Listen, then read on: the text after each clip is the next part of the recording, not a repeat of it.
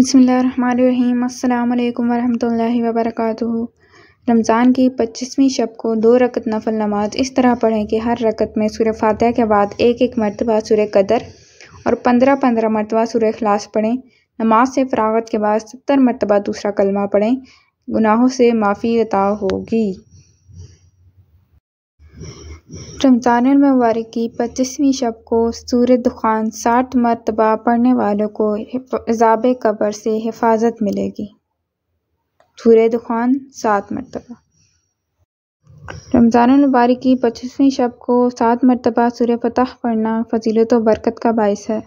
اللہ تعالیٰ آپ سب کو مجھ سمیت ان سب اعمال کی توفیق عطا فرمائے اور آسانیاں پھیلانے کی ذریعہ بنائے، آمین ثم آمین۔ والسلام ورحمۃ اللہ وبرکاتہ۔